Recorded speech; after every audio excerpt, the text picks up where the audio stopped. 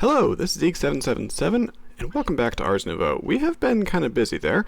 We've got a lot done. We've gone to the end, done some exploring. Nothing too fancy. I didn't fight the dragon or anything. I want to do that on camera. Mostly, I just needed to get some stuff. Namely, I needed some chorus fruit because I was hoping to get some warper relays to be able to deal with the source that we're generating there. Additionally, I've done a little bit of digging off camera. So, early on, we found the floating sand there, and I figured that a temple would be a fun thing to build around it, because it's, mystical and cursed, because floating sand. So, I have done some excavating down below here, and this is going to be the start of what I'm referring to as our Compuchanter. It is an enchanting thing that is going to be fully automated. Currently, it is, there's no circuit here. It's just a facade, and not even a very good facade. We're gonna be fixing that. I'm thinking today is gonna be the day. This is an absolutely enormous project. In fact, let me show you the circuit that will be going back there. So this whole system, as I was planning, is basically able to take any enchantments from the the enchanting apparatus, and you're able to take that and fully automate it. And there's a lot of steps to it.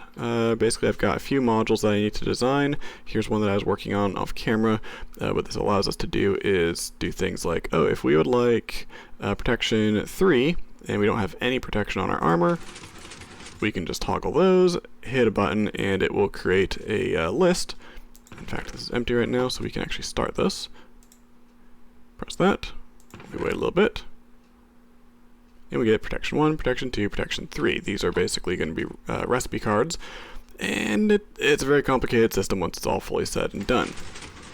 And then we also are able to build in certain kind of quality of life things like enable all or reset to get rid of it entirely. There's just a lot we can do. We can also, and the reason why I set it up like this, because who's not going to want protection 4 is, well, what if we already have protection 2 on it, we just need 3 and 4. We can do that as well, and of course you'll notice I hit protection 4 first and then protection 3. Let's send you back to storage, and by that I mean I'm just going to toss it right here. If we hit for just that, we'll take one out of there as well. The system also works to be able to do sort of starting in the middle, so protection 3, protection 4. But I had wanted to do most of the grindy work here off camera of excavating because it's digging a hole, it's underground, it's kind of boring, and there isn't really much to see as far as video. But this whole circuit thing, this is going to take a while. The circuit that's up top there, we're going to need to build that on each of these. Basically, it's designed to be tileable slices, so we can have that set up. And basically, we'll just have our actual enchanting.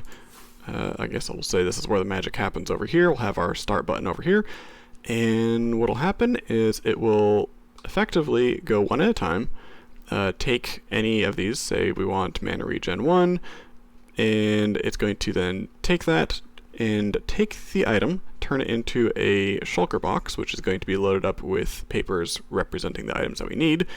And then it's going to be dropping all the items that we need right here, and a couple squirrels are going to load them all up onto an apparatus, and should everything start automatically, and ideally, if I can figure out the circuits for it, automatically cycle back in and keep repeating the entire process until every enchant that we've selected is done. It's a long process, because, for instance, we're going to have protection 4, so there's 4 levels of it, 3 from the mana regen, 3 from mana boost. It'll take a while. It's going to take a while to actually process everything, but that's why it's in my base. And ideally, this will be something that we can then perhaps sell to other players on the server. Currently, no one's online, but that's okay. And one quick side note, you may notice that I sound a little bit different. I'm trying out a new headset microphone here. The old one I was using was basically I think it was a $14 headset. However, I did prefer the bass sound on it. I'm not really satisfied with how I have this one set up yet. I do have an equalizer here in OBS that I'm trying to kind of tweak some things on, so I'll keep playing with it for a while and we'll see if we can come up with a sound that we like. But yeah, it's going to sound just a little different as I'm getting things kind of situated. Another new thing is we have updated our server, for good and for bad. So, one thing here you'll notice is I don't have the little sort buttons here anymore. I can't press R before, and like I'm pressing it right now, and automatically sort the chest itself. And of course, Bailey here does our actual sorting of the items. We don't have that yet. That particular mod was causing some issues with other mods that we were having. So that's a thing that'll come back in theory. We do plan on adding Quark. I think it just recently came out. So that's actually going to kind of go into the next section here, which is, I thought I've gone more than this. So basically, if I look at our map here, we have, I don't know what that spiral thing was, but basically this area here is the extent of our world. We have a world border just south of us. We had to expand it in order to even come to this island. We will be expanding that again fairly soon. So I mentioned that we're going to be adding Quark, which adds some world gen. We are also adding, or already have added, Create. So we now have the Create mod, which is pretty awesome. So definitely looking forward to building some stuff with that. Specifically the front gate here. I want this to be automated, and we have skulk sensors, so we should just be able to walk up, door will open. That was not the button I wanted to click. The door will open, we can walk in, gate will close behind us. I think it's a really cool kind of immersion thing here, and I really liked when I did that a few servers back with the walls around my old town. So this is more of a city, but I do want to include more things like that. Purely aesthetic, that don't actually do anything, they just look cool. But of course with Create, that does pose an issue here of zinc. We don't have zinc. We don't have a way of getting zinc. Well, I don't have a way of getting zinc. I think we can generate that through occultism, but I don't have any occultism stuff yet. So that's a thing that we're going to have to sort out. But like I mentioned with the world map here, we are going to be expanding the borders. So that is a thing. So I have to figure out how far we're going to expand, because obviously it needs to not just be, you know, bump it out an extra 1,000 or whatever, because it's going to, actually 1,000 is probably fine. The border is not too far south of us, but remember when you're actually at the border, even if you expand it past there's the wall, thank you, the world already generated all that area over there, so there isn't really, like, this is all already here, there's no zinc in this area, but in theory, I think just past that hill there, it should start generating, as well as of course all the fun colored stone from Create that it adds. So those are things that we are going to be sorting out in a bit, but we also want to add, I think Hexeri was one that we're going to be adding, and it's not quite in a stable condition for 1.19 yet, so that we're kind of waiting for that in order to, I think there might be another mod, I can't remember. There's a few mods. But yeah, that's sort of just general server maintenance and administration stuff. That is a thing that we're doing in the background. I think that's it for server updates. Oh yeah, Spawn's haunted. Currently there's a few chunks up here that are causing issues. If you travel through the nether, then it will crash you. That's fun. So the server spawn might get cleared there, but we'll see. So server admin stuff aside, let's get into actually doing something. So, I guess one more server admin thing. I have a second shulker box that is my base building box. Currently it is over there, and we'll get to that in a moment. But it did actually get wiped. So we have a mod here called Effortless Building, which is an amazing mod. You can place things at a distance, you can place lines of things. There's a whole bunch of stuff you can do. It's an amazing mod. However, it does not play nicely with sophisticated storage and this. So if you accidentally place your sophisticated shulker using Effortless Building, it will completely wipe the contents. So it wipes the upgrades, empties out entirely, you are left with just an empty box. So Redstone box thankfully is not destroyed yet, but it's probably a matter of time before that happens. And so basically I did lose my upgrade box, or my base building box, which is mostly sandstone, mud bricks, that sort of thing. So nothing that's not too difficult to replace, just sort of an annoyance. Let's get into the actual technical things here. So this is one of the modules I've mentioned, the Compuchanter, the computerized enchanter. And it serves a few purposes. I have different modules. I have one in a creative world that's designed out as well for a different section, but I want to kind of go over it part by part, trying to kind of explain a little bit of what the redstone is doing here so it's a little bit easier to understand and might be kind of interesting. So the point of this module is you can select what you'd like, and it will eventually output then a list in order of everything that you have selected. The reason that I need to have it go to a list here is because things do need to be applied in order. I have to apply 3 before I can apply 4. So the purpose is that we will have, when this whole module is done, which is going to be that entire room down there, when it's done, we will end up with probably a double chest full of papers, probably. We have a lot of sugarcane. A bunch of papers that will basically spell out the exact recipe that we'll be applying to any given piece of equipment, whether it's a pickaxe or a pair of boots or whatever. It's gonna take a while, but the way it works, at least for this module, is I want it to be so that when I press a button, it will then select that one without actually sending anything yet. So a player can walk along, they can flip every button they want, they can spam all these, it doesn't matter, it'll just work. Basically it works because it's not actually doing anything yet. You can hear the pistons firing. When I press that, it pops the composter up, and the composter is then read out the front to indicate our light here, as well as popping another piston up so that the observer can toggle this block. Basically what's going to happen is we need to fire these droppers one at a time in the correct order. Let's hop up here. We need to fire these in the correct order so that it will have our output chest of everything that we needed and everything that we selected. And again, the important thing is in order. So that's going to be kind of an issue. It's going to take a lot of observers, a lot of hoppers. There are kind of 2 sections to this module. The bottom part here is the actual selector. When the solid block here is up, then the observer, when it pulses, is going to fire the dropper. So that's kind of the bottom section. And then the top part here is just a vanilla impulse item sorter here, where it's just saying, okay, we want protection 4 papers to go into this section. So if a paper goes here, it'll bump up the comparator, which will then unlock this hopper and allow the paper to go into the dropper. Basically that allows us to refill this so that I don't have to keep coming back over here and refilling all the papers. Oh, I'm out of protection 3 papers. It's going to be annoying. I want it to all be automated. And of course, once the user decides that they are ready to go, they will press the start button. Start button here is just a note block being watched by an observer. It's just a single tick pulse. Basically, as you right click it, it will cycle through the in fact, let's show you down here. It says harp G, G sharp, A flat, same thing, A sharp, B, C, C sharp, you get the picture.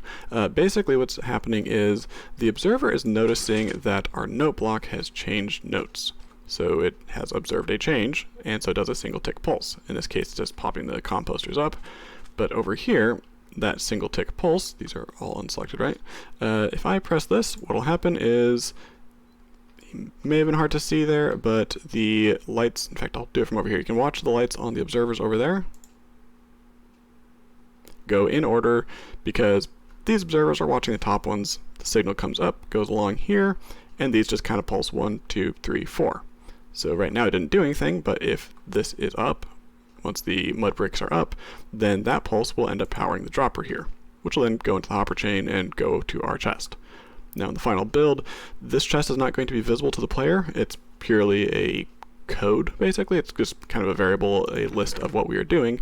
So that's going to be all behind the scenes and we don't need to actually access it. So to look at the next module, we're going to have to go into a creative test world here because I haven't moved it to the server yet. So let's hope this loads properly. It did have a little error warning thing there, so let's see. Joining world, loading terrain, perfect. Alright, so this is our second module. This module here takes that piece of paper, which is currently being, not being cycled around. Why was it?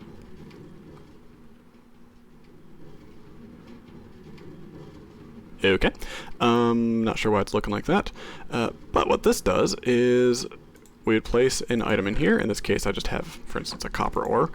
This would be that piece of paper that says protection 2. We'll send you through there. And it will fire the dropper that corresponds to that item. That dropper gives us a single shulker, which if I open it, will have absolutely nothing in it right here, but it will once it's, actually done. And you'll notice that down here, everything is lit up here, but if we go around to the back, we've got a torch lit. What that means is there's nothing in that dropper. So dropper has a shulker with its recipe. This one's now empty, so if we place a shulker up here, that's not going to do anything. Give me a second. Return you there, thank you. Basically what this is it's going to be a shulker filled with papers that say a specific item. Or rather, it's going to be 9 items in here, or rather 8 items, because that's how many items are in a recipe for the enchanting apparatus. Basically, I was trying to figure out how I wanted to do it so that I could press one button, protection 1, and have it know that I need 9 items, or 8 items, sorry. It's kind of complicated because I don't want to have it be every single one has 8 additional droppers. So if you place a protection 2 thing, it's going to need, diamonds and lots of gems and gem blocks, all that sort of stuff. It wasn't going to be feasible to have a dropper for every single one of those, simply because so many of the recipes need multiples of a lot of things, for instance, gem blocks. And what would happen is I would end up having 90 some droppers, because there's 91 enchants, I think, that it's able to do at least. I would need to have 2, 3, 4 droppers for each of those, if that makes sense. So 91 enchants, and each of those has 2, 3, or 4 gem blocks. It adds up quickly. I don't need 400 droppers of gem blocks because I don't want to have to deal with the logistics of that. So instead, the system I kind of settled on is shulker is going to have a list of items in it, just papers again, and that will then be sent and read one at a time to have another similar system to this where it will just drop whichever one item it needs each time. So basically you can have just another impulse item sorter down here. The paper would come through and it would decide, okay, well, we need the protection 2 shulker box. It'll pop out that. It's going to have a list of whatever the items are. That will go to another impulse item sorter, which will then be on the output here, just individual droppers on the output here. If it says that I need a gem block, it's going to fire the gem block. The next item comes through, it's going to say it needs a diamond, it's going to fire the diamond dropper. That way I only need one dropper for each individual type item, and there's only about 40 or so of those. So enough of the actual technical talk of kind of explaining what's happening. Let's start building. Now here's a problem, is I don't have the replay mod. Replay mod does not exist for Forge from what I know, so that's sort of a problem. Otherwise I'd, do a nice little time lapse of, building 100 different circuits. That's the thing. But we don't have that, so I'm gonna get a little bit done and meet you back here.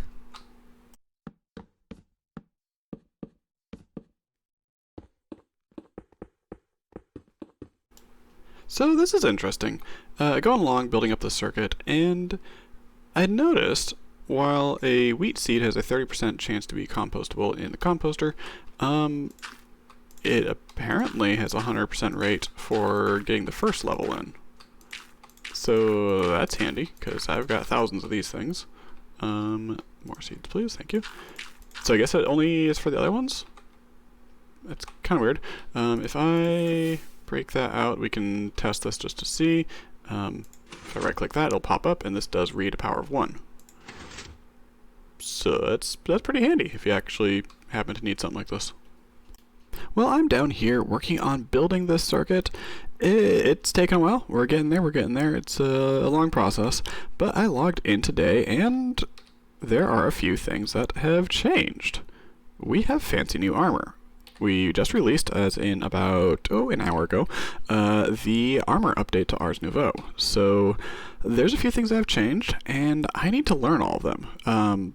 There's a lot that's changed. So there's sort of the basic thing that is worth noting is there are now 3 different classes of armor. It looks like Sorcerers and Arcanists and Battle Mage.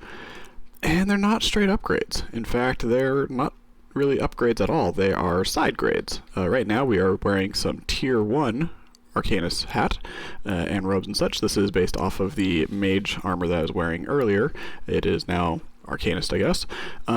They come in 3 different tiers, so obviously you want to upgrade those, so it still upgrades that way, but there's also then the side grades of whether you want the lighter armor but better perks, or you want the heavier armor but fewer perks. Well, we are definitely going to get further into this armor stuff. I think in the next episode I'm going to probably spend the whole episode on it, but for this episode, what I want to do is at least kind of go over the basics of what all is going on here, and maybe make ourselves an armor set. Right here I have a Sorcerer's Collar. This is the tier 1 of the light armor. I do note that it is the same armor value as my collar, or the collar and the hat are the same. Personally, I prefer the look of the hat. So I think what I'm going to do is we'll probably have this for our actual armor and stick this over here. So it's just purely cosmetic. I think. I might take a look at the heavy armor as well. But the way we make these is pretty simple. We need to get ourselves a whole bunch of gold. While we're at it, actually, let's grab some iron as well, which we are dangerously low on at the moment. You can go up here, thank you. Just because I want to go through like how it's made. Next up we need some mage bloom. That's way more mage bloom than we're going to need. 1, 2, 3, 4, 5, 6, 7, 8 is probably enough. Basically just one of those is needed to make this, but we are going to go ahead and turn you into some ingots and make ourselves some gold boots, some gold legs, and gold armor. Easy enough. Put these in here, and with 4 pieces of mage bloom around it, you can make the armor. And the rest of these are the same, so if I go ahead and make, in fact I'm going to do this out of diamond so I can get the battle mage set here as well. Make that, and then pants, hat, and boots. Alright. So we can then put these in here, and I'm just going to split this evenly. That should be enough. Battle Mage Gambeson. I'm probably mispronouncing it, but don't really care. Sorcerer's leggings, Sorcerer's boots. Let's also get the Battle Mage boots and hood and legs as well. So with that, we now have 1 set of each of these. So let's go ahead and get some armor stands set up so we can take a look at them. In front of us, we have the light armor set, the Sorcerer, the medium, the Arcanist, and the heavy, the Battle Mage. The main differences between these is, as you'd expect, the light, medium, and heavy armor values different. The other thing is the perks. So the perk system we'll go into more detail in a later episode, but suffice to say, the weaker the armor is, i.e. this one, the stronger your perks can be. They have a certain number of perk slots as well as the perk strength, and basically you just slot certain perks into those. So for instance, this one has more perks and all that. You can fit a whole lot more perks in here at the cost of not being as protected. So some of those perks could be perhaps protection. In fact, the perks themselves are still a work in progress. We are still figuring out what we're going to be adding, and there will be more added later. So for now, we've got a whole bunch of them here. Like I said, we'll go over those in a different episode. The other main thing to point out is one of the most requested things that we have had on the server, on Discord, the most requested change. Like, absolutely the most requested. You can now finally dye your robes. They can now be customized to whatever colors you'd like. The white is actually pretty cool, and I honestly don't know. Let's turn this into actual dye, please. Thank you. I generally don't know what armor color I want. There's lots of options here. Obviously, there's 16. I don't know. Actually, here's a good test. Can I dye you again? You're already white. Can I turn you green? Yes, I can. So, lots of options. I don't know. I don't know what we're gonna do. I do know, I think I like the medium. What does this actually look like on me? Because it doesn't have sleeves. So let's take everything off here. Take off. I know how to use armor stands. There we go. Let's equip this. I'm not sure. Because it has the like shoulder things, but your sleeves are shown. So I'm not entirely sure. It would kind of make more sense living in a desert here to be wearing, you know, short sleeves instead of heavy armor and robes. I don't know. I don't particularly feel the collar. Put that on. Maybe. Not sure. We'll see. And of course, colors I don't know either, but lots of decisions will need to be made on this. In fact, I need to figure out the perks. And the last thing to touch on today is the actual alteration table of how to apply these. Make a scribe table, surround it with Mage Bloom, gets us the alteration table. This is going to be our best friend. I'm going to put you right here. You're facing the wrong way. Right. Current bug, there is no loot table on that, which means we just lost that. So let me make another. Okay, I think right here will work. Not going to trust that I can actually turn it around. For now, I'm going to take a look at the, actually I'll take the Arcanist. So if we place this on here, we have one perk. That's it. Let's see what we can do to fix that. Takes a little bit of blaze rods. I want to say it's just 2. So one there, plop you in the middle, and that will turn that into the tier 2. So similar to before with the mage robes, to get to tier 2 it does require going to the nether. So we've done that a little bit. We have a few blaze rods left. Mostly what I wanted is, I wanted this because now we have a tier 3 slot. So we have one empty slot 1 and an empty slot tier 3 size thing, whatever it's called. That's very important. So in order to actually apply any perks, I'm doing this now because there's one perk that I really want, and that is with our elytra here. If we look through the threads, there's one here, which is the thread of gliding. There we go. Elytra, air essence, and a blank thread, which is just fiber and some gold, which we should have plenty of at this point. Apparently not on me. Thank you. Let's make a thread, a few of these, thank you. You plus some air essence, which is over here. And do I make this in the enchanting apparatus? Yes, I do. Okay.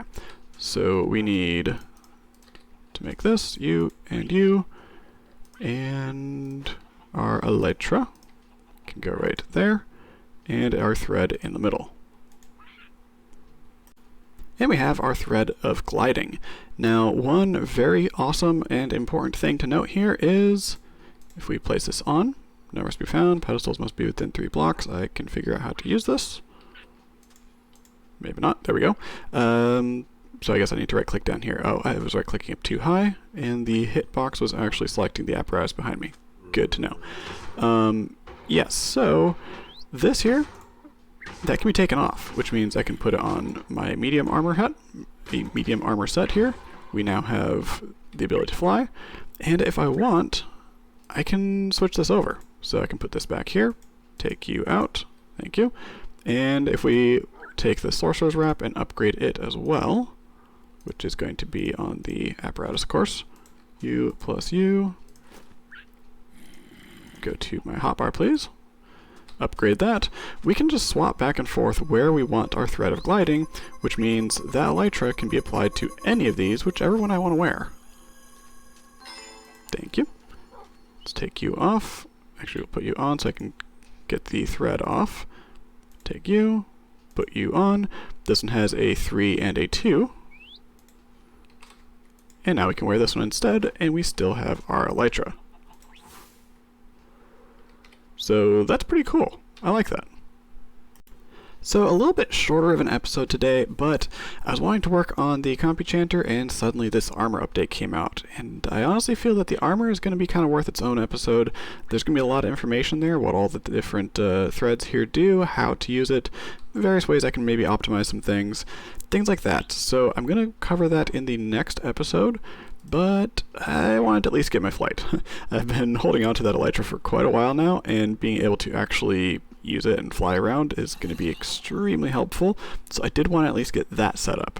So I hope you enjoyed. It's like I said, it's a very redstone heavy episode today, but that's going to be very handy, especially now that everyone on the server, which is currently just 3 of us, all other people on the server as well, when they join, their armor, whatever they had, is basically useless now. Because it's just it'll automatically upgrade to the tier 1 of whatever they're wearing. Either or it just always upgrades to this. I don't actually know. Either way, yeah, everyone needs new armor, so they're going to be looking for some enchanting services, and I think we can provide that. So, thank you for watching. Bye-bye.